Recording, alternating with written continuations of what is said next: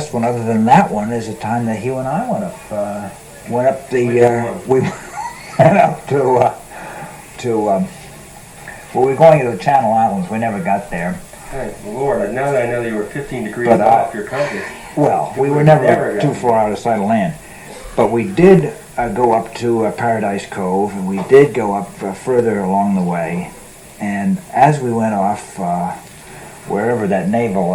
Oxnard. Well, we were going to go toward Oxnard, but between Oxnard and Paradise Cove is a little naval station which used to blast missiles off toward, what was the name of the island? San Clemente Island. And just as we came about in sort of a nice chop, the mast came down. And since the motor was rather cantankerous, to say the least, and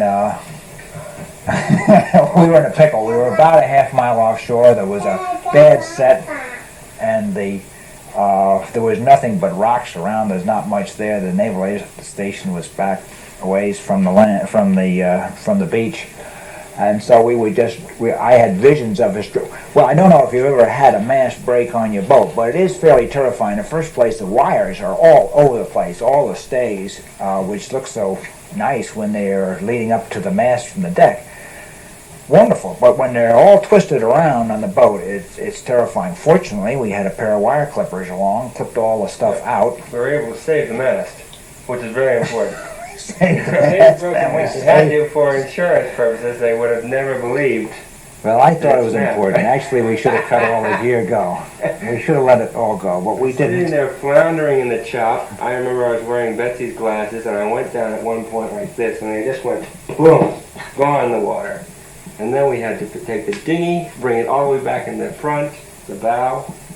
Yes. Pull cut the lines, get the mast on, and then the greatest part was this idiot in about a 60-foot stink pot who was he saw us in obvious distress, losing everything we had in our possessions, and he just slows down, and he hails us. And he, of course, asks us what's wrong. And so Dad, in a very stern, trying to keep it cool, sort of, our mast broke. And then he falls back to us, well, why don't you radio in? The antenna was on the mast, you idiot. Just, trying not, obviously, to swear in front of his young son, etc. And so the guy watched us. The motor did turn over, that wonderful motor.